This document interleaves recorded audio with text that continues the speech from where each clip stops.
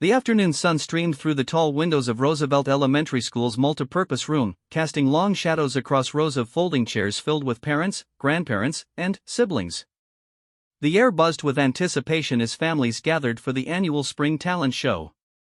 Jake Rodriguez sat in the third row, his marine dress uniform crisp and commanding even in this civilian setting. He had rushed straight from the base, not wanting to miss his twin daughter's performance for anything in the world. At 34, Jake carried himself with the disciplined posture that 18 years of military service had ingrained in him. His dark hair was perfectly trimmed according to regulation, and his brown eyes held the steady gaze of someone who had seen both the best and worst that humanity could offer. The ribbons and decorations on his chest told a story of service, sacrifice, and leadership that few in this room could fully comprehend. Emma and Sophie Rodriguez, his 8-year-old twins, had been practicing their dance routine for weeks. They were performing to a popular song from their favorite animated movie, and their excitement had been infectious throughout the household. Jake smiled as he remembered their breakfast conversation that morning, where they had peppered him with questions about whether he would really be there, whether he thought they would do well, and whether their mom would have been proud. The mention of their mother always created a bittersweet moment in their home. Maria Rodriguez had been the center of their universe, a vibrant woman who had supported Jake through 3 deployments and had filled their house with laughter, music, and the kind of warmth that made coming home feel like a gift. She had been gone for 2 years now, taken by a drunk driver on a rainy Tuesday evening while coming home from her book club. The twins had been at his sister's house that night, spared from witnessing the devastating phone call that would change their lives forever. Since then, Jake had been navigating the complex waters of single parenthood while maintaining his duties as a Marine captain. The transition had been anything but smooth. There were school events he missed due to training exercises, parent-teacher conferences rescheduled around deployment preparations, and countless nights when he questioned whether he was enough for his daughters. The military had been his life for so long, but now he found himself constantly balancing the demands of service with the needs of 2 little girls who had already lost too much. The elementary school's multipurpose room gradually filled to capacity. Jake recognized many of the faces around him from previous school events, soccer games, and neighborhood gatherings. Roosevelt Elementary served a diverse community, and the assembled crowd reflected that diversity. There were families from all walks of life, united by their shared investment in their children's growth and happiness. As Jake scanned the room, his eyes settled on a man sitting alone in the back corner. The stranger was roughly his own age, wearing a simple button-down shirt and jeans. What caught Jake's attention wasn't the man's casual attire, but something else entirely. When the man reached up to adjust his collar, Jake caught a glimpse of dark ink on his forearm, partially hidden by his sleeve. It was just a fragment, but Jake's trained eye immediately recognized the distinctive design elements of military tattoos. The man seemed nervous, constantly checking his phone and glancing toward the stage area where the children would soon perform. His posture suggested someone uncomfortable in social situations, and Jake noticed how he seemed to shrink back whenever other parents tried to engage him in conversation. There was something familiar about the way he carried himself, a combination of alertness and withdrawal that Jake had seen in countless Marines returning from difficult deployments. Before Jake could study the stranger further, the lights dimmed and Mrs. Patterson, the school's energetic music teacher, stepped up to the microphone. Her voice carried clearly through the room as she welcomed everyone to the spring talent show and began introducing the first act. The program would feature 23 performances ranging from solo piano pieces to group dance numbers, and Jake's daughters were scheduled to perform 15th on the list. The first few acts were charming in the way that only elementary school performances could be. A shy third grader played Twinkle, Twinkle, Little Star on the violin with more enthusiasm than accuracy. A group of second graders performed a poem about friendship with animated gestures and broad smiles. A fifth grade boy impressed everyone with a magic show that included several successful card tricks and one spectacularly failed attempt at making a stuffed rabbit disappear. Throughout each performance, Jake found his attention repeatedly drawn back to the solitary man in the corner. The stranger applauded politely after each act but seemed increasingly tense as the program progressed. Jake began to wonder if the man was waiting for a specific child to perform, though he hadn't seen him interact with any of the other parents who might have provided clues about his connection to the school. When the seventh act took the stage, Jake understood. A small girl with curly blonde hair and bright blue eyes stepped into the spotlight carrying a violin. She couldn't have been more than 7 years old, and she looked tiny under the stage lights. As she raised her instrument and began to play a simple melody, Jake noticed the man in the corner lean forward, his entire posture changing from nervous withdrawal to intense focus. The little girl played beautifully, her small fingers moving with surprising confidence across the strings. Her piece was more complex than the earlier violin performance, and she executed it with a level of skill that drew murmurs of appreciation from the audience. When she finished and took her bow, the applause was enthusiastic and genuine. Jake watched as the man in the corner wiped his eyes quickly, trying to disguise the emotion that had clearly overwhelmed him. During the brief intermission that followed, Jake made a decision that would later seem like fate. Instead of remaining in his seat like most of the other parents, he stood and made his way toward the back of the room. The man was still sitting alone, now staring down at his hands in a way that suggested he was struggling with powerful emotions. "Excuse me," Jake said softly, approaching with the measured pace he used when trying not to startle someone. "I'm Jake Rodriguez. My daughters are performing later in the show." The man looked up, and Jake immediately noticed the depth of exhaustion in his eyes. It was a particular kind of tiredness that went beyond physical fatigue, the kind that came from carrying burdens that were too heavy and too persistent to set down easily. "David Chen," the man replied, extending his hand. His grip was firm but brief, and Jake noticed the edges of what appeared to be a military tattoo peeking out from under his sleeve. "My daughter Lily just performed the violin piece." "She was incredible," Jake said sincerely. "That level of skill at her age is remarkable. You must be very proud." David's smile was genuine but tinged with something that might have been sadness. "I am. She's been taking lessons for 2 years now. Music has been good for her, especially after." He trailed off, seeming to catch himself before revealing too much to a stranger. Jake recognized the hesitation, the careful editing of personal information that became second nature for people who had learned to protect their vulnerabilities. He had done the same thing countless times since Maria's death, offering just enough information to satisfy social expectations while keeping the deeper pain private. After moving here, David continued, clearly having decided on a safer version of his story. New school, new environment. The music program helped her adjust. Jake nodded, understanding that there was much more to the story but respecting the boundaries that David had established. Instead of pressing for details, he chose to share something of his own experience. "I know what you mean about adjustment being difficult. My girls lost their mom 2 years ago, and we've all had to figure out how to rebuild our normal." The simple statement seemed to resonate with David in a way that Jake hadn't expected. The other man's posture shifted slightly, the defensive tension easing just a fraction. It was a small change, but Jake had learned to read people carefully during his years in the military, and he recognized the signs of someone deciding whether to trust. "I'm sorry for your loss," David said quietly. "That's incredibly difficult, especially with twins." "How are they handling everything?" "Some days better than others," Jake admitted. "They're resilient in ways that amaze me, but there are moments when the absence hits all of us pretty hard. Tonight's performance means a lot to them. They want to make their mom proud, even though she can't be here to see it." David was quiet for a moment, seeming to weigh his next words carefully.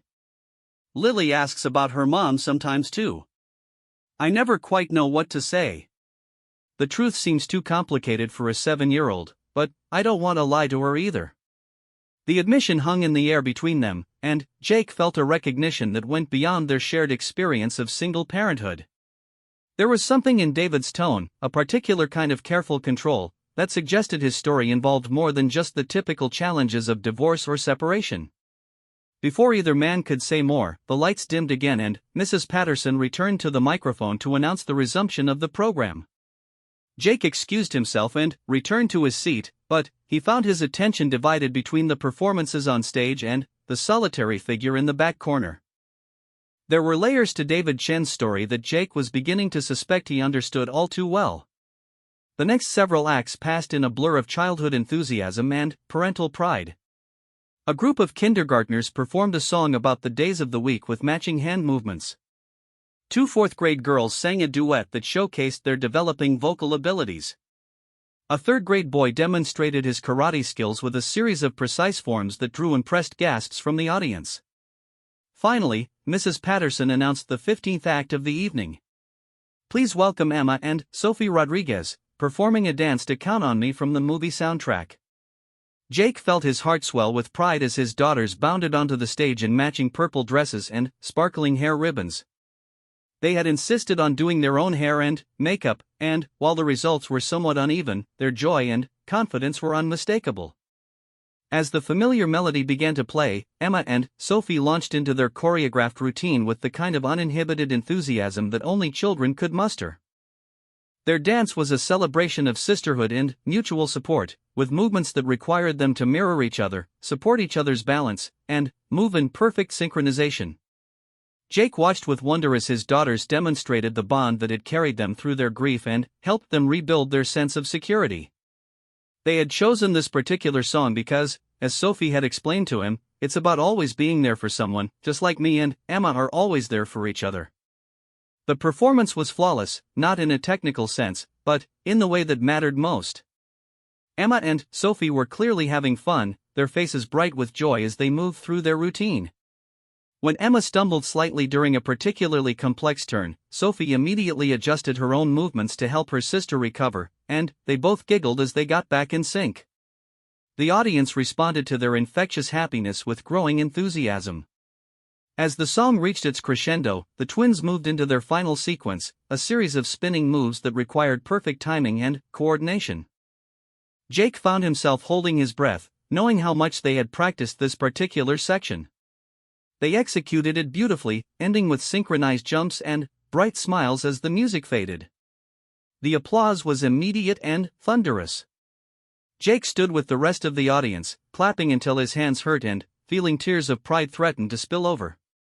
His daughters took their bows with the kind of gracious confidence that their mother had always displayed, and Jake knew that Maria would indeed have been incredibly proud of them in that moment. As Emma and Sophie left the stage, beaming with accomplishment, Jake glanced back toward David Chen. The other man was applauding enthusiastically, and Jake was surprised to see that he was smiling more broadly than he had all evening. When their eyes met across the crowded room, David gave him a thumbs up and mouthed the words, "They were amazing." The gesture was small but significant, and Jake felt a warmth that went beyond simple acknowledgement of his daughter's performance. In that moment, he recognized something in David that he had been missing in his own life since Maria's death, the simple but profound experience of having another adult who understood the particular joy and terror of watching your child take risks in pursuit of their dreams. The talent show continued with the remaining 8 acts, each bringing its own charm and excitement to the evening. But Jake found himself increasingly aware of the connection he had felt with David Chen, a stranger who seemed to understand certain unspoken aspects of single parenthood that were difficult to explain to people who hadn't experienced them firsthand. As the program concluded and families began to gather their children and belongings, Jake made another spontaneous decision. Instead of immediately collecting Emma and Sophie from backstage, he made his way back toward David, who was standing alone near the exit, clearly preparing to leave. "Excuse me again," Jake called out, causing David to pause and turn back toward him. "I wanted to thank you for the encouragement during my girls' performance. It meant more than you might realize."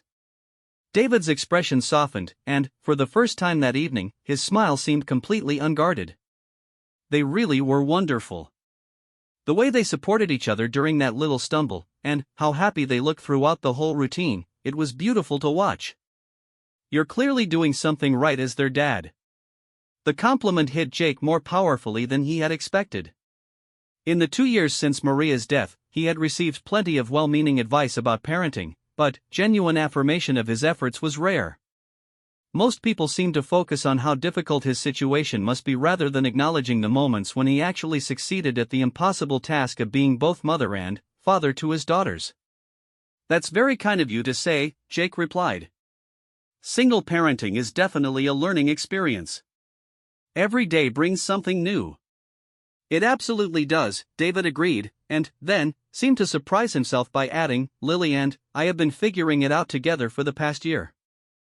some days I feel like I'm getting the hang of it, and other days I wonder if I'm completely out of my depth. The admission was more personal than anything David had shared earlier in their brief acquaintance, and Jake sensed that the other man was testing the waters of potential friendship. It was a delicate moment, the kind where saying too much or too little could easily derail a connection that might prove valuable for both of them. "I know exactly what you mean," Jake said carefully.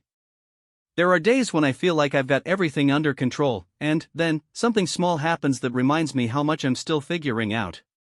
Like last week when Emma asked me to braid her hair for picture day, and I realized I had no idea how to do anything more complicated than a basic ponytail."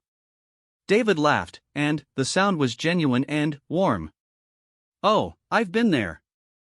Lily wanted French braids for her school's cultural celebration, and I spent 2 hours watching YouTube tutorials the night before. The results were questionable at best, but she was happy with the effort." The shared experience of parenting struggles created a moment of easy camaraderie between the two men. Jake found himself genuinely liking David Chen and wishing that their conversation didn't have to end with the conclusion of the talent show. "Would you be interested in getting coffee sometime?" Jake asked, surprising himself with the directness of the invitation. "I mean, if you're new to the area, I could show you some of the good local spots. And it might be nice for both of us to talk to another single parent who understands the unique challenges." David hesitated, and Jake could see him weighing the invitation carefully. There was clearly an internal debate happening, a struggle between the desire for connection and some other consideration that was holding him back. "I appreciate the offer," David said finally. "I really do. It's just that Lily and we tend to keep to ourselves pretty much. We're still getting settled, and I'm not sure how much time I have for social things right now." The polite decline was gentle but firm, and Jake recognized the careful boundaries that David was maintaining. He had heard similar responses from other military families over the years, particularly those dealing with PTSD or other invisible injuries that made social connections feel risky or overwhelming. "No pressure at all," Jake replied easily. "But if you ever change your mind, I'm usually at the coffee shop on Maple Street on Saturday mornings while the girls are at soccer practice. It's called Luna's, and they have excellent coffee and pastries." David nodded, seeming grateful that Jake wasn't pushing the issue. "Thank you. I'll keep that in mind." Just then, Emma and Sophie appeared at Jake's side, still glowing with excitement from their performance and eager to share every detail of their backstage experience. They had changed out of their performance dresses and back into their regular clothes, but their faces were still bright with the joy of their successful routine. "Daddy, did you see when I almost fell but Sophie helped me?" Emma asked breathlessly, bouncing on her toes with residual energy from the adrenaline of performing. "And did you see our final spin? We practiced that part like a million times," Sophie added, not to be outdone by her sister's enthusiasm. "I saw everything, and you were both absolutely perfect," Jake told them, bending down to give them each a hug. "I'm so proud of how hard you worked and how beautifully you performed tonight." David watched the interaction with a soft expression, and Jake noticed that his attention seemed particularly focused on the easy affection between father and daughters. When Lily appeared moments later, having changed out of her performance dress and carrying her violin case, David's entire demeanor transformed into something warmer and more relaxed. "Daddy, can we get ice cream to celebrate?" Lily asked, looking up at David with hopeful eyes that were remarkably similar to his own. "I think that's an excellent idea," David replied, his voice filled with the kind of warmth that had been absent during his conversations with Jake. "You played beautifully tonight, and celebrations definitely call for ice cream." Jake noticed the natural ease between David and his daughter, the way David's protective instincts seemed to relax when he was focused on Lily's needs and happiness. It was a dynamic that Jake recognized from his own relationship with Emma and Sophie, the way that parenting could bring out both the best and most vulnerable aspects of someone's personality. "There's a great ice cream place just down the street," Jake offered, addressing both David and Lily. "They're open late on weekends, and they have every flavor you can imagine." Lily's eyes lit up with interest, and she looked hopefully at her father. "Can we go there, Daddy? Please?" David hesitated again, and Jake could see the internal struggle playing out across his features. The invitation was casual and innocent, but Jake sensed that David's caution went deeper than simple social anxiety. "Maybe another time, sweetheart," David said gently. "It's getting pretty late, and you have violin practice tomorrow morning." Lily's disappointment was evident, but she accepted her father's decision without argument, displaying a level of maturity that seemed advanced for her age. Jake noticed the way she immediately moved to reassure David rather than pressing her case, suggesting a family dynamic where the child had learned to be sensitive to her parents' emotional needs. "That's okay, Daddy," Lily said sweetly. "We can celebrate at home with the ice cream in our freezer." The interaction was touching but also revealing. Jake recognized the signs of a child who had learned to manage her own expectations in order to protect a parent who was struggling with challenges beyond the normal scope of single parenthood. As the two families prepared to part ways, Jake made one final attempt at connection. "David, I hope you know that the offer for coffee stands. No pressure, but if you ever want to talk to someone who understands the complexities of raising children on your own, I'm around."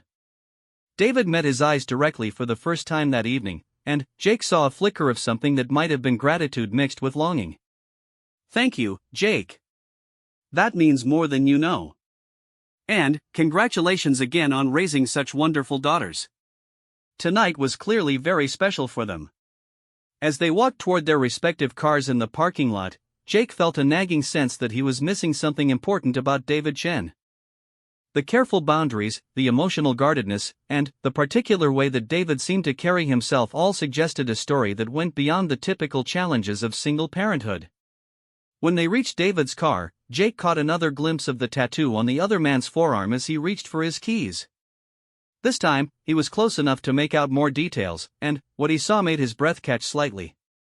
The partial design that was visible included elements that were unmistakably military in origin, and, unless Jake was very much mistaken, they were specifically Marine Corps symbols. The recognition hit Jake with surprising force. David Chen wasn't just a single father struggling with the normal challenges of raising a child alone. He was a fellow Marine, probably dealing with the same complex web of duty, sacrifice, and hidden wounds that Jake understood all too well from his own service. As David drove away with Lily safely buckled into her car seat, Jake stood in the parking lot for a long moment, processing this new understanding. The careful boundaries, the emotional guardedness, and the particular brand of protective parenting that he had observed all made perfect sense through the lens of military experience. Jake helped Emma and Sophie into his own car, listening to their continued chatter about the talent show and their plans for the rest of the weekend. But part of his mind remained focused on David Chen and the recognition that he had encountered a fellow Marine who might be dealing with challenges that went far beyond the scope of normal single parenting. As they drove home through the quiet streets of their neighborhood, Jake found himself hoping that David would eventually feel safe enough to accept his invitation for coffee.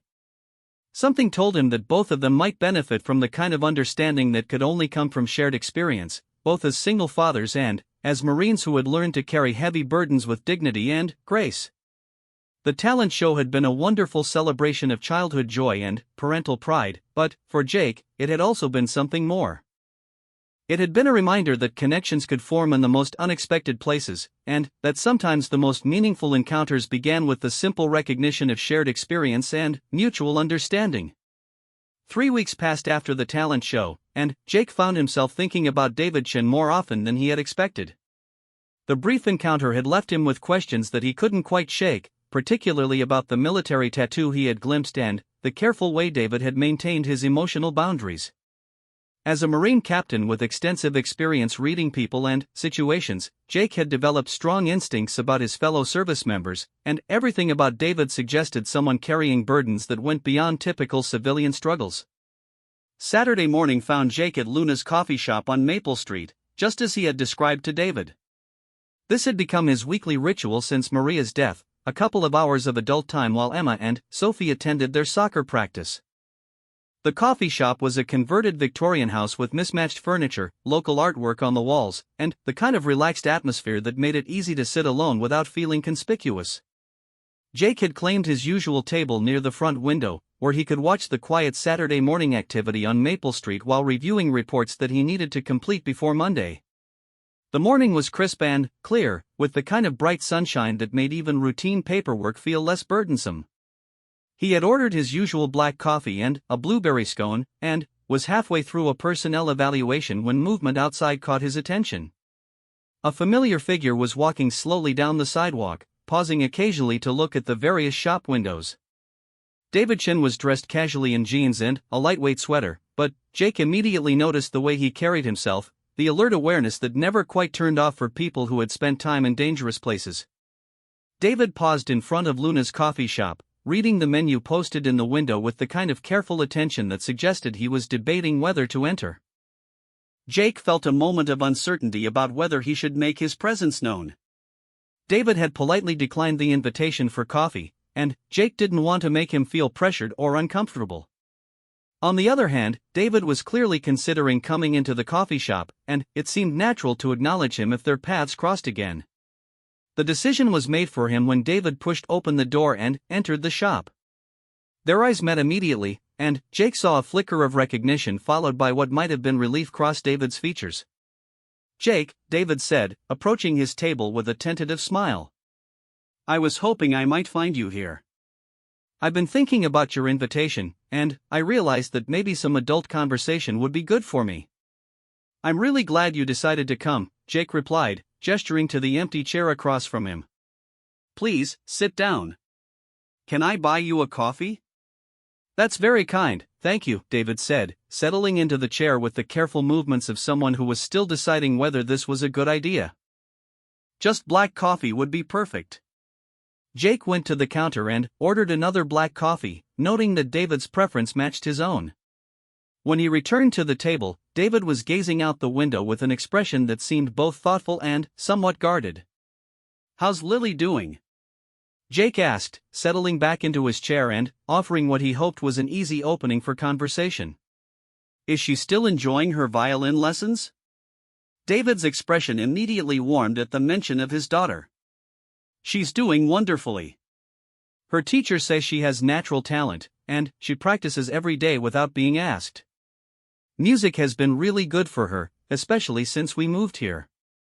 "Emma and Sophie are still talking about her performance," Jake said honestly. "They were really impressed by her skill level." "Have you been in the area long?" "About 8 months now," David replied, and Jake noticed the way he seemed to be choosing his words carefully. "We came here from Southern California. I needed a change of scenery, and this area seemed like a good place to raise a child." The vague explanation raised more questions than it answered, but Jake recognized the pattern of someone sharing information while carefully avoiding details that might be too personal or complicated for casual conversation. He had done the same thing countless times when well-meaning people asked about his transition to single parenthood. "It's a good community," Jake agreed. "The schools are excellent, and there are a lot of family-friendly activities." "Have you found work in the area?" David paused before answering, and Jake could see him weighing how much to reveal. "I'm doing some consulting work remotely. Computer systems and network security. It allows me to work from home and be available for Lily, which is important right now." The mention of network security struck Jake as significant, though he couldn't immediately place why. Something about the way David described his work suggested that it was either a recent career change or a deliberate simplification of more complex professional experience. "That sounds like it would offer good flexibility for single parenting," Jake observed. "I'm fortunate that the Marine Corps has been understanding about my need to balance family responsibilities with my duties, but there are definitely times when the demands conflict." David's reaction to the mention of Jake's military service was immediate and noticeable. His posture shifted slightly, and his eyes sharpened with the kind of focused attention that Jake had learned to recognize in fellow service members. "Your active duty?" David asked, and there was something in his tone that suggested the question was more significant than casual curiosity. "Yes, I'm a captain at Camp Pendleton," Jake replied, studying David's face carefully. 18 years of service so far. What about you? I got the impression that you might have some military background." The question hung in the air between them, and Jake watched as David seemed to have an internal debate about how much to reveal. The careful mask of polite social interaction was slipping slightly, revealing something more complex underneath. "I was a Marine," David said finally, his voice quiet but clear. Sergeant, served 2 tours in Afghanistan. I got out 3 years ago. The simple statement carried enormous weight, and Jake immediately understood that he was looking at a fellow Marine who had likely experienced some of the same challenges and losses that had shaped his own military career. The careful boundaries, the protective parenting style, and the preference for isolation all made perfect sense through this lens. What unit? Jake asked, using the calm, respectful tone that Marines used when discussing service with each other. 2nd Battalion, 3rd Marines, David replied. Force reconnaissance. We were based out of Kaneohe Bay, but we deployed to Helmand Province. Jake felt a chill of recognition. 2nd Battalion, 3rd Marines had been involved in some of the heaviest fighting during the Afghanistan surge, and force reconnaissance meant that David had been part of the most dangerous and specialized operations. The reputation of that unit was well known throughout the Marine Corps, and Jake immediately understood that David's service had likely involved experiences that few people could fully comprehend. That was intense deployment, Jake said quietly. I was in Anbar Province during the same time period, working with intelligence coordination. Different area of operations, but I know the kind of challenges you faced out there. David nodded slowly, and Jake could see some of the careful guardedness beginning to ease. The shared experience of deployment and combat created an instant understanding that would have taken months to develop through normal civilian conversation. It was a difficult time, David acknowledged. For all of us who were there. Coming home and adjusting to civilian life has been its own kind of challenge. The understated way David described what had clearly been traumatic experiences was typically Marine. Jake had heard similar language from countless other service members who had learned to minimize their own struggles while dealing with invisible wounds that could be as debilitating as any physical injury. How has the transition been for you? Jake asked, genuinely curious about David's experience while also offering an opening for him to share as much or as little as he was comfortable revealing. David was quiet for a long moment, staring into his coffee as if the answer might be written in the dark liquid. When he looked up, Jake saw a depth of exhaustion and pain that went far beyond the normal challenges of single parenthood. Some days are better than others, David said honestly. The first year after I got out was really rough. PTSD, nightmares, difficulty sleeping, trouble concentrating. The VA was helpful with counseling and medication, but the adjustment took longer than I expected.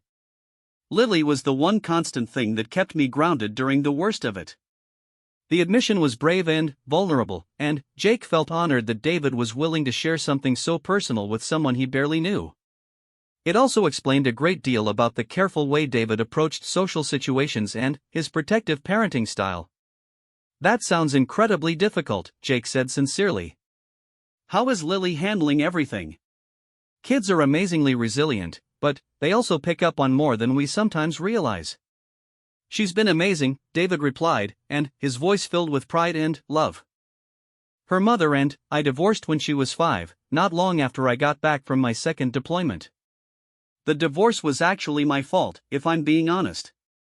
I wasn't dealing well with the transition back to civilian life, and I wasn't the husband or father that they deserved during that time. Jake could hear the guilt and regret in David's voice, emotions that he recognized from his own experience with the complicated ways that military service could impact family relationships. The difference was that Jake had been fortunate enough to have Maria's understanding and support throughout his career, while David had apparently lost that support system during his most vulnerable period. Divorce is hard on everyone involved, Jake offered. But it sounds like you've worked hard to rebuild your relationship with Lily. She forgave me more easily than I'd been able to forgive myself, David admitted. The custody arrangement started as every other weekend, but her mother remarried last year, and her new husband got a job opportunity in Seattle. They decided to move, and rather than take Lily away from everything familiar, her mother agreed to let me have primary custody. The story was becoming clearer, and Jake could see how David had ended up as a single father dealing with his own recovery while taking on the primary responsibility for raising his daughter. It was an enormous challenge under the best of circumstances, and the fact that David seemed to be managing it successfully spoke to his character and determination. That was a big change for both of you, Jake observed. How has Lily adjusted to living with you full-time? Better than I expected, honestly, David said, and, for the first time since they had started talking, his smile seemed completely genuine. She's been incredibly patient with me while I figure out how to be the kind of father she deserves. We've developed our own routines and traditions, and I think she feels secure even though our situation is unconventional.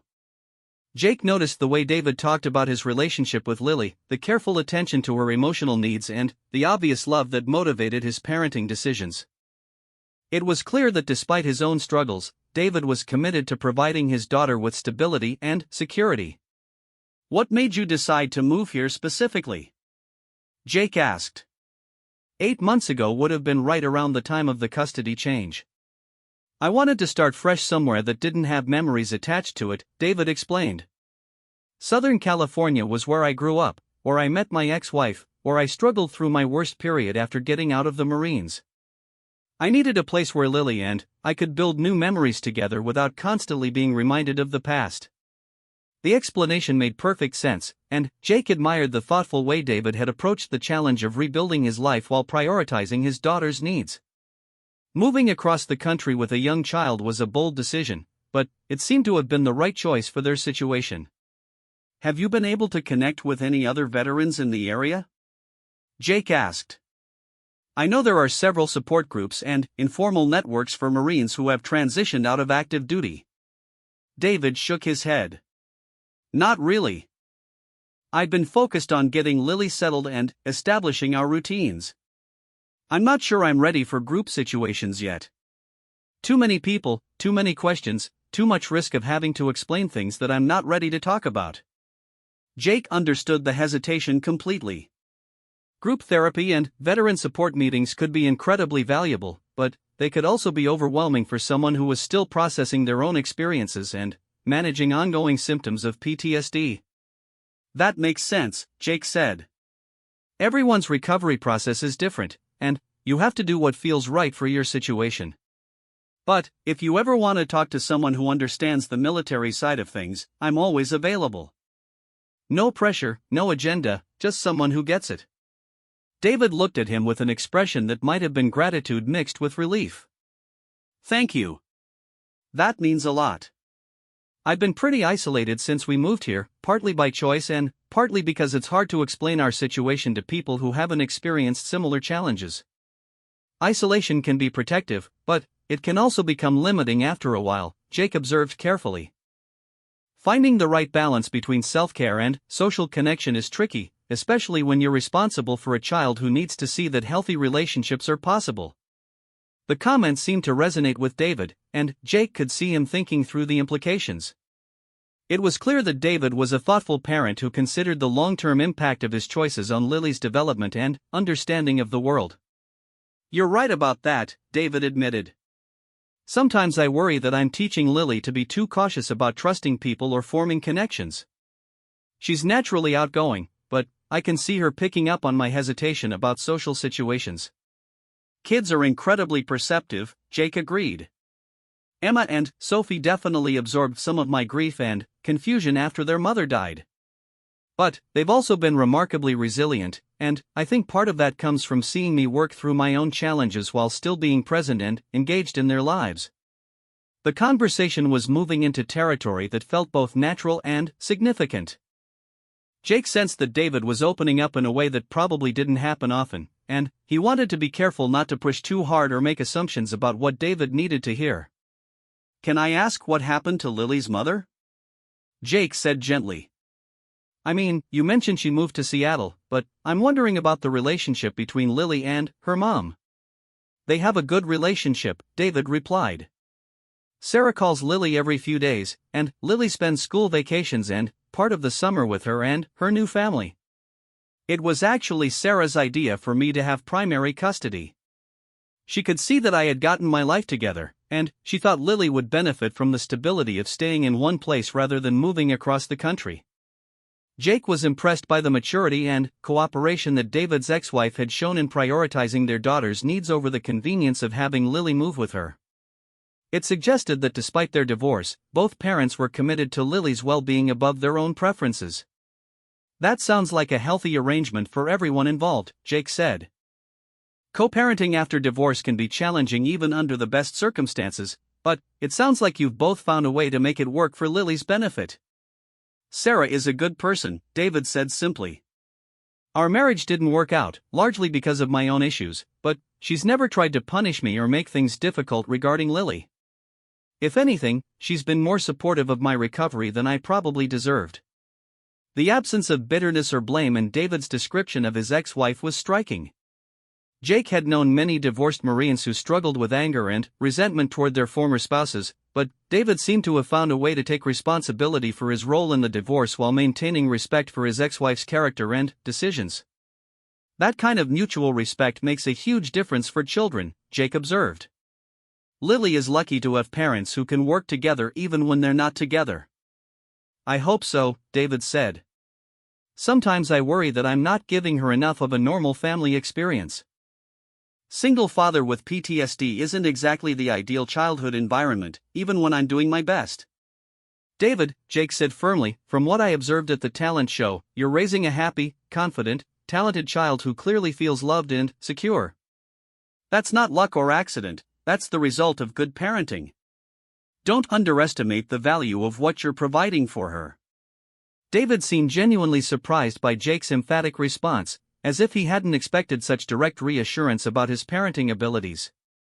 Jake realized that David probably didn't receive much positive feedback about his efforts, given his isolation and the tendency for single fathers to be overlooked in parenting conversations. Thank you, David said quietly. I needed to hear that more than you know. Some days it feels like I'm just making it up as I go along and hoping I'm not damaging her in the process. We're all making it up as we go along, Jake replied with a laugh. The difference is that good parents worry about whether they're doing it right, which means they're paying attention and making adjustments when needed. Bad parents don't worry about it at all. The comment seemed to lighten David's mood, and Jake was pleased to see some of the heavy self-criticism ease from his expression. They sat in comfortable silence for a moment, both lost in their own thoughts about the complexities of single parenthood and the challenge of providing children with security while managing their own ongoing struggles. Can I ask you something? David said eventually. How do you balance your military duties with single parenting? I imagine that's particularly complicated with the potential for deployment and the demands of active duty. Jake had been wondering when David would ask about this aspect of his situation, since it was clearly relevant to David's own experience of trying to balance military service with family responsibilities. It's definitely challenging, Jake admitted. The Marine Corps has been understanding about my family situation, and I've been fortunate to have assignments that keep me stateside for now. But you're right that deployment is always a possibility, and I've had to make some difficult decisions about my career trajectory in order to prioritize being available for Emma and Sophie. What kind of decisions? David asked, genuinely curious about how active duty Marines managed single parenthood. I've turned down some opportunities that would have been good for my career but would have required extended time away from home, Jake explained. I've also had to develop a much stronger support network than I needed when Maria was alive, people who can step in if duty requirements conflict with the girl's needs. David nodded thoughtfully. That must be difficult, especially when you love the Corps and want to excel in your service. It is difficult, Jake agreed. But my priorities shifted after Maria died. The girls need me to be present and reliable in ways that weren't as critical when they had two parents. I'm still committed to serving, but I've had to redefine what success looks like in terms of balancing duty and family. Do you ever regret staying in? David asked. I mean, would civilian life be easier for managing single parenthood? Jake considered the question carefully before answering. It was something he had thought about many times, especially during periods when military demands conflicted with his daughter's needs. I've thought about it, he admitted. But the Marine Corps is more than just a job for me, it's part of my identity and my sense of purpose. The girls are proud of my service, and I think there's value in showing them that it's possible to honor multiple commitments even when they sometimes conflict. David seemed to understand the complexity of Jake's position, probably because he had faced similar choices during his own service. The conversation was touching on issues that were central to both of their experiences as Marines and as fathers. I sometimes wonder if I gave up too easily, David said quietly. Getting out seemed like the right choice at the time, especially given my PTSD symptoms and the impact they were having on my family. But there are days when I miss the structure and sense of purpose that military service provided. Jake could hear the regret in David's voice, and he recognized the second-guessing that was common among Marines who had transitioned to civilian life under difficult circumstances. Every situation is different, Jake said carefully. You made the choice that seemed right for your family at the time, and, from what I can see, you've built a good life for yourself and Lily. There's no shame in recognizing that military service wasn't compatible with what you needed for your recovery and your relationship with your daughter. I appreciate you saying that, David replied. Sometimes I feel like I failed somehow by not being able to make it work. The Marine Corps was everything to me for 8 years, and walking away felt like giving up on part of myself. Jake understood the sentiment completely. The Marine Corps demanded total commitment, and leaving that identity behind could feel like a fundamental loss even when it was the right decision for other aspects of life. The Marine Corps will always be part of who you are, Jake said. The values, the training, the experiences, they don't disappear just because you're not wearing the uniform anymore. And, from what I can see, you're applying those same principles of honor, courage, and commitment to being the best father you can be for Lily. David looked up sharply at Jake's use of the Marine Corps core values, and Jake could see that the connection resonated deeply with him. It was a reminder that his military service remained relevant and valuable even in his new role as a civilian single father. I hadn't thought about it that way, David said thoughtfully. But, you're right. The discipline and sense of duty that the Corps taught me are probably helping me be a better parent than I would have been otherwise. Absolutely, Jake confirmed. Military training teaches us how to function under pressure, how to prioritize mission accomplishment even when circumstances are challenging, and how to take care of our people. Those skills translate directly to single parenthood. The conversation was proving to be exactly what both men needed, a chance to connect over shared experiences while exploring the unique challenges they faced as single fathers with military backgrounds. Jake was grateful that David had decided to take the risk of accepting his invitation for coffee.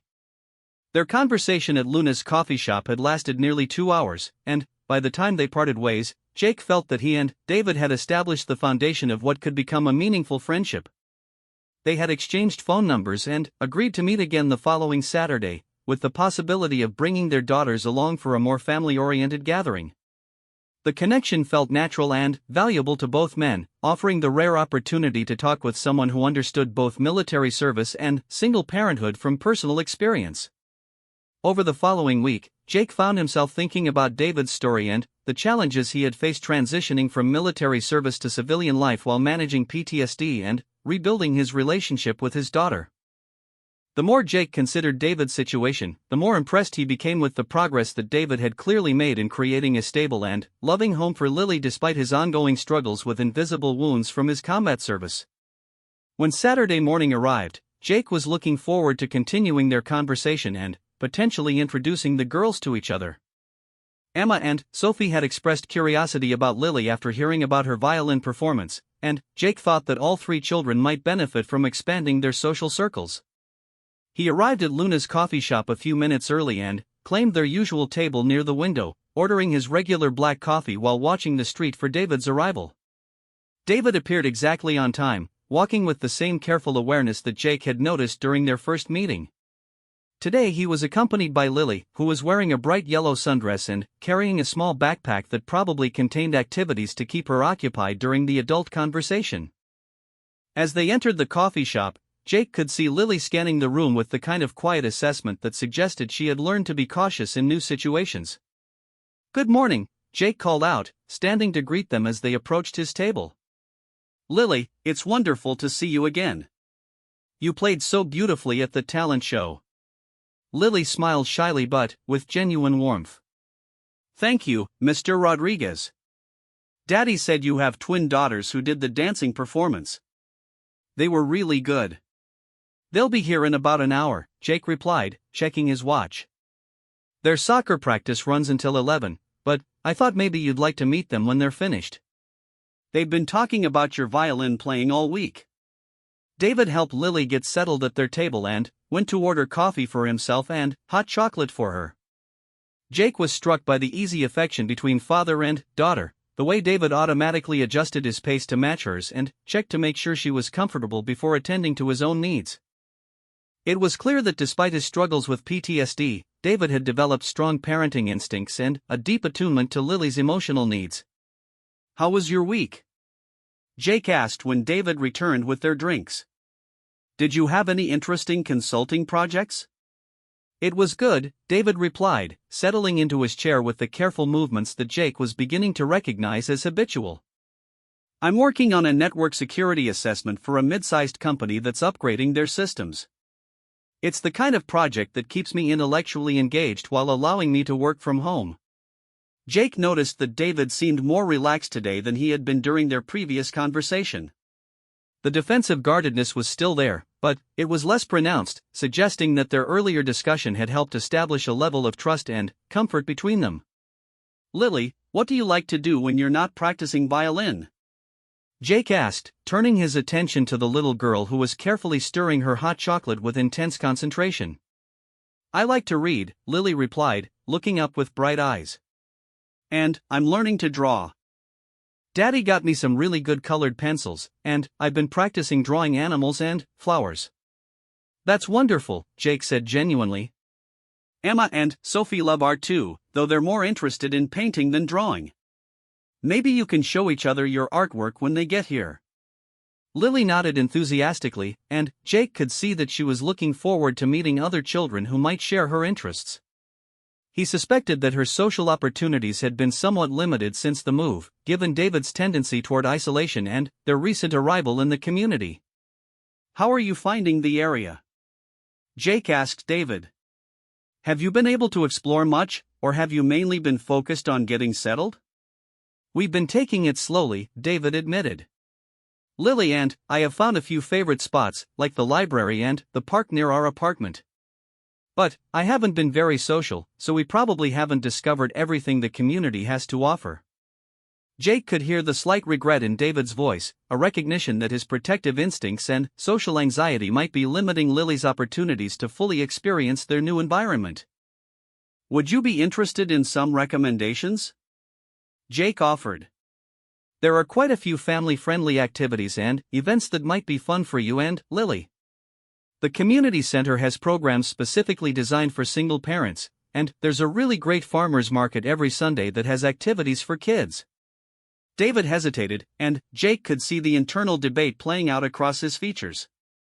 The suggestions clearly appealed to him, but he was still wrestling with his comfort level regarding social situations and new experiences. "What kind of programs does the community center have?" David asked, suggesting that he was at least open to learning more about the options. "There's a single parents support group that meets twice a month," Jake explained. "It's pretty informal, mostly just an opportunity for parents to connect with others who understand the unique challenges. They also have family game nights and seasonal events like Halloween parties and holiday celebrations." Lily looked up with interest at the mention of Halloween parties and holiday celebrations, and Jake could see that she was hoping her father would be open to participating in some of these activities. "Daddy, can we go to a Halloween party?" Lily asked hopefully. "I've been thinking about what costume I want to wear this year."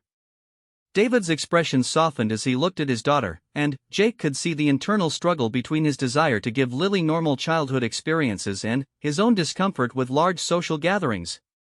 "We can think about it," David said gently. "Halloween is still a few months away, so we have time to decide what feels right for us." Jake recognized the careful way David was managing Lily's expectations while leaving the door open for future participation. It was a delicate balance between honoring his own limitations and ensuring that those limitations didn't unnecessarily restrict his daughter's social development. "The community center events are usually pretty low-key," Jake offered. "They're designed to be family-friendly and welcoming, not overwhelming or intimidating. And if you ever wanted to check one out, I'd be happy to go with you the first time so you'd know someone there." The offer was genuine, and Jake hoped that David could hear the lack of pressure or expectation in his voice. He wanted to provide options and support without making David feel obligated or pushed beyond his comfort zone. Thank you, David replied. That's really thoughtful. Maybe we could start with something small and see how it goes. Before Jake could respond, his phone buzzed with a text message from Emma. Soccer practice had ended early, and the girls were eager to come meet Lily and have the promised ice cream celebration. Jake showed David the message and asked if he was comfortable with the girls joining them earlier than planned. That sounds perfect, David said, and Jake was pleased to see that he seemed genuinely happy about the prospect of the children meeting each other. Lily has been looking forward to meeting them. Within 15 minutes, Emma and Sophie burst through the coffee shop door, still wearing their soccer uniforms and radiating the kind of boundless energy that came from an hour of running around on the field. They spotted Jake immediately and made a beeline for their table, stopping short when they noticed David and Lily. "Girls, I'd like you to meet my friend David and his daughter Lily," Jake said, standing to facilitate the introductions. Lily is the talented violinist from the talent show. Emma and Sophie immediately brightened with recognition and interest. They had been talking about Lily's performance for weeks, and Jake could see that they were excited to finally meet her in person. "Hi Lily," Emma said with characteristic enthusiasm. "We really loved your violin playing. It was so pretty and perfect.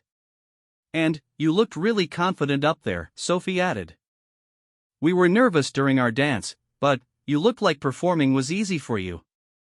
Lily smiled with pleasure at the compliments, and Jake could see her shyness beginning to ease in response to the twins' genuine friendliness and shared experience of performing at the talent show. "Thank you," Lily said softly. "Your dancing was amazing too.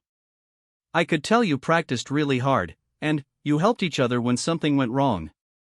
"That was really cool." Jake was struck by Lily's mature observation about Emma and Sophie's performance, particularly her recognition of the way they had supported each other during the brief moment when Emma had stumbled. It suggested a level of emotional intelligence and attention to interpersonal dynamics that was impressive for a 7-year-old. "Would you like to come get ice cream with us?" Emma asked hopefully. "Daddy promised we could celebrate our performance, and it would be more fun if you came too." Lily looked at David for permission, and Jake could see the hopeful expression on her face. David glanced at Jake, who nodded encouragingly, and then back at his daughter. "That sounds like a wonderful idea," David said. "But only if Mr. Rodriguez doesn't mind the extra company." "The more the merrier," Jake replied immediately. "Ice cream is always better with friends." The ice cream shop was just a short walk down Maple Street, and the group made their way slowly along the sidewalk with the children chattering excitedly about flavors, toppings, and their shared experiences at the talent show. Jake noticed that David seemed more relaxed than he had during either of their previous meetings, possibly because the focus was on the children rather than on his own story and struggles. Inside the ice cream shop, the girls took their time examining all the available flavors while David and Jake stood nearby watching their animated discussion of the merits of various options. Emma was lobbying for cookies and cream, Sophie was torn between strawberry and mint chocolate chip, and Lily was carefully considering whether to choose vanilla with rainbow sprinkles or chocolate with caramel sauce. "This is exactly what Lily needed," David said quietly to Jake while the girls continued their deliberations. "She's been so isolated since we moved here, and I can see how much she's enjoying having other kids to talk to." "The girls are having a great time too," Jake replied. "They don't often get to meet new friends, especially ones who share their interest in performing. I think this could be really good for all of them." When the children had finally made their selections, the group settled at a large table near the window where they could continue their conversation while enjoying their ice cream. Jake was pleased to see how naturally the three girls interacted with each other, the way conversation flowed easily between shared interests and childhood concerns. "Lily, do you like your new school?" Sophie asked between spoonfuls of strawberry ice cream. "When we first came to Roosevelt Elementary, we were nervous because we didn't know anyone." "I like it," Lily replied thoughtfully. "My teacher is really nice, and the music program is good. But I haven't made very many friends yet. Most of the kids have known each other since kindergarten." Jake saw David's expression tighten slightly at Lily's admission, and he recognized the guilt that single parents often felt when their choices or circumstances limited their children's social opportunities. Making friends can take time, Emma said with the wisdom of someone who had experienced her own share of social challenges. But, once you find the right friends, it's worth waiting for them. Would you like to be friends with us? Sophie asked directly, displaying the kind of straightforward approach to relationships that children often managed more easily than adults. Lily's face lit up with genuine joy. Yes, I would really like that. Could we maybe play together sometime? We could have a playdate at our house, Emma suggested eagerly. We have a big backyard and lots of art supplies and games.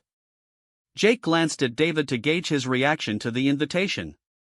He could see that David was pleased by the children's immediate connection, but also somewhat nervous about the logistics and social implications of arranging playdates. That sounds wonderful, Jake said, addressing the girls but also speaking to David's unspoken concerns. We could plan something for next weekend if that works for everyone's schedules. David nodded gratefully, and Jake could see relief in his expression at having the social arrangements handled diplomatically and without pressure. The conversation continued naturally as the children finished their ice cream and began discussing their various interests and activities. Lily mentioned that she was interested in learning to play soccer. Emma and Sophie described their art projects at school, and all three girls discovered a shared love of a particular series of children's books. You should join our soccer team, Sophie suggested enthusiastically. The season just started, and Coach Martinez is really nice. She teaches everyone how to play, even if you've never done it before.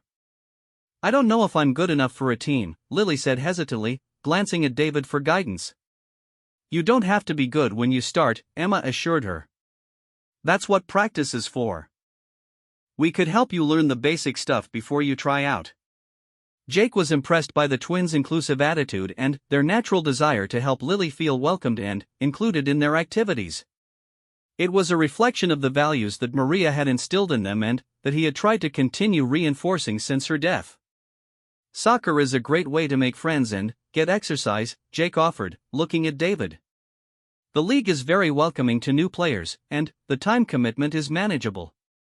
Practices are twice a week after school, and games are on Saturdays.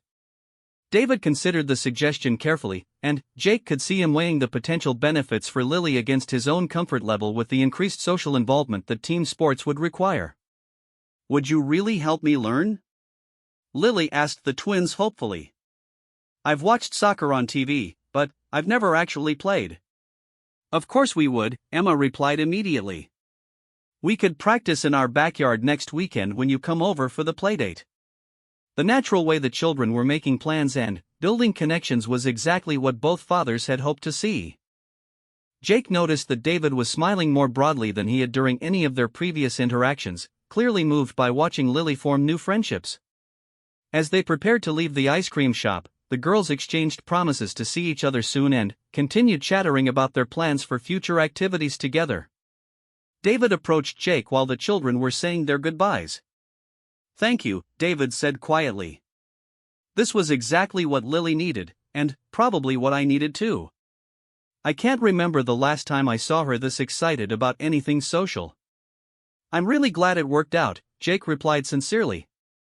The girls seem to have made a genuine connection, and I think all of them will benefit from the friendship. I was wondering, David continued, seeming to gather his courage for what he was about to say. Would you be interested in having dinner sometime this week? Just you and me, adult conversation. I realize I've been pretty isolated lately, and today reminded me how much I've been missing social connection. Jake was pleased by the invitation, recognizing it as a significant step for David in terms of opening himself up to new relationships and experiences. I would really enjoy that, Jake replied. I can get a babysitter for the girls, or we could do something family-friendly if you prefer to bring Lily. Actually, I think I'd like to try adult time, David said with a slight smile. Lily has been encouraging me to make friends and have more social activities. She's probably right that I need to model healthy relationships for her. They arranged to meet for dinner on Thursday evening at a quiet restaurant that Jake recommended, somewhere they could talk without distractions and continue building the friendship that had begun to develop between them. As they walked back toward their cars, Jake reflected on how much had changed in the span of just a few hours. What had started as a simple coffee meeting had evolved into a meaningful connection between two families, with the promise of ongoing friendship and mutual support. The children had formed bonds that seemed genuine and lasting, and the adults had found common ground that went beyond their shared experiences as single fathers and Marines. "Jake," David said as they reached their cars, "I want you to know how much this means to me. For the first time since we moved here, I feel like Lily and I might actually be able to build a real community and support system." "That's exactly what I was hoping for," Jake replied. "Both of our families have been through difficult transitions, and having people who understand those challenges makes everything a little easier." As David and Lily drove away, Jake felt a deep satisfaction about the afternoon's events. The friendship that was developing felt natural and valuable, offering benefits not just for the children but for the adults as well. Both men had found someone who understood the unique challenges they faced, and both families had gained the possibility of meaningful connections that could enrich their lives going forward. The drive home with Emma and Sophie was filled with excited chatter about their new friend and plans for future activities. Jake was struck by how easily the girls had embraced Lily and included her in their social circle, demonstrating the kind of openness and generosity that made him proud to be their father. "Daddy," Emma said from the back seat, "I think Mr. David seemed kind of sad sometimes today. Is he okay?" Jake was impressed by his daughter's perceptiveness and her concern for David's well-being. It was exactly the kind of emotional intelligence and empathy that Maria had always encouraged in the girls. "Mr. David has had some difficult experiences in his life," Jake explained carefully. "But he's working hard to build a good life for himself and Lily, just like we worked hard to rebuild our life after Mommy died. Sometimes when people have been through tough times, it takes a while for them to feel completely comfortable in new situations. We should be extra nice to him and Lily," Sophie concluded. "So they know we want to be their friends and they don't have to feel sad anymore." "That's exactly right," Jake agreed. "Being kind and patient with people who are going through difficult times is one of the most important things we can do as friends and neighbors." The conversation reinforced Jake's confidence that introducing the families had been the right decision. The girls' natural compassion and desire to help others feel welcomed would undoubtedly be beneficial for Lily, who clearly needed friendship and social connection. At the same time, David's careful parenting and Lily's maturity would provide positive influences for Emma and Sophie as they continued to navigate their own healing process. That evening, as Jake tucked his daughters into bed, they were still talking about Lily and making plans for the upcoming playdate. Their excitement about their new friendship was infectious, and Jake found himself looking forward to Thursday's dinner with David with increased anticipation. The day had exceeded all of his expectations, demonstrating the potential for meaningful connections to develop even from the most casual encounters. What had started with a brief conversation at a talent show had evolved into something that felt like the beginning of lasting friendships for both the children and the adults involved. As Jake settled into his own evening routine, he reflected on how much richer their lives had become through this simple act of reaching out to someone who seemed to need connection. The experience reminded him of the importance of being open to new relationships and willing to take small risks in pursuit of community and mutual support. The friendship with David felt like exactly what both families needed, offering the possibility of shared experiences, mutual understanding, and the kind of support network that made the challenges of single parenthood more manageable. Jake went to sleep that night feeling grateful for the unexpected gifts that had emerged from what had started as a simple invitation for coffee. Thursday evening arrived with the kind of comfortable anticipation that marked the beginning of what felt like a significant friendship. Jake had arranged for his sister Carmen to watch Emma and Sophie, and he found himself looking forward to an adult conversation that could explore topics beyond the careful boundaries that parental presence required. The restaurant he had chosen was a small Italian place called Marcello's, known for its quiet atmosphere and excellent food, the kind of establishment where two people could talk for hours without feeling rushed or overheard. David arrived exactly on time, dressed in dark slacks and a button-down shirt that made him look more polished than Jake had seen him previously. There was still an underlying tension in his posture, the alert awareness that seemed to be a permanent feature of his demeanor, but Jake could see that David was making a genuine effort to engage socially in a way that probably required considerable courage given his ongoing struggles with PTSD. "Thank you for suggesting this place," David said as they were seated at a corner table that offered privacy and a clear view of the restaurant's entrance. I haven't been out to dinner alone in a very long time. It feels strange but good to be doing something purely for my own enjoyment. I'm glad you were willing to take the risk, Jake replied, settling into his chair and noting the way David had automatically chosen the seat that faced the door. Adult time is important, even when our primary focus has to be on our children's needs. The waiter brought menus and took their drink orders, giving both men a few minutes to acclimate to the restaurant environment and transition into the more relaxed pace of evening conversation. Jake had chosen non-alcoholic beverages, partly out of personal preference and partly because he suspected that David might be cautious about alcohol given his mental health management. How did Lily react to your going out tonight? Jake asked as they reviewed the menu options. I'm curious whether she was supportive or nervous about you having social plans. David smiled with genuine warmth. She was actually excited about it. She helped me pick out what to wear and reminded me 3 times to be polite and have good table manners. I think she's been worried about my social isolation more than I realized. Kids are incredibly perceptive about their parents' emotional needs, Jake observed. Emma and Sophie have been encouraging me to date and make new friends ever since their mother died. They seem to understand instinctively that my happiness affects their security and well-being. I can imagine that's incredibly complex. At least with divorce, there's usually some kind of framework for how to move forward, even if it's difficult. Losing a spouse creates a completely different set of challenges. What about you? Jake asked. Have you considered dating since your divorce? David was quiet for a moment, clearly weighing how much personal information he was comfortable sharing. The waiter's arrival to take their orders provided a brief respite from the intensity of the conversation, allowing both men to consider how much vulnerability they were ready to risk. I've thought about it, David said once they were alone again. But, honestly, I'm not sure I'm ready for the emotional complexity that dating would involve. Between managing my PTSD symptoms, rebuilding my relationship with Lily, and trying to establish some kind of career stability, I don't feel like I have much emotional energy left for romantic relationships. Jake appreciated David's honesty about his limitations and current priorities. It demonstrated the kind of self-awareness and careful consideration that suggested David was making thoughtful decisions about his recovery and his family's needs. That makes perfect sense, Jake said. There's wisdom in recognizing when you're not ready for additional complications, especially when you're still working on fundamental stability. Sometimes I worry that I'm using my situation as an excuse to avoid emotional risks, David continued. But then, I remind myself that Lily needs me to be emotionally available and stable, and taking on too much too soon could jeopardize that. The conversation was moving into territory that felt both intimate and significant, and Jake recognized that David was sharing concerns that he probably didn't discuss with many people. The trust that David was showing by revealing his uncertainties and self-doubts felt like a gift that required careful handling. From what I've observed, you're doing an excellent job of prioritizing appropriately, Jake said sincerely. Lily seems happy, secure, and well-adjusted.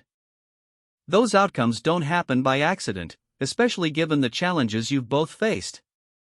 Their meals arrived, providing a natural transition to lighter topics while they enjoyed the excellent food and continued getting to know each other beyond their shared experiences as single fathers and Marines. Jake learned that David had grown up in San Diego, that he had studied computer science before joining the Marines, and that his interest in network security had developed during his military service when he had worked with communications and intelligence systems. What drew you to force reconnaissance? Jake asked, genuinely curious about David's military specialty. That's an incredibly demanding and selective field. David's expression grew more serious as he considered how to answer the question. I was young and idealistic when I enlisted. I wanted to serve at the highest level possible, to be part of something that made a real difference. Force Recon represented the ultimate challenge, both physically and mentally.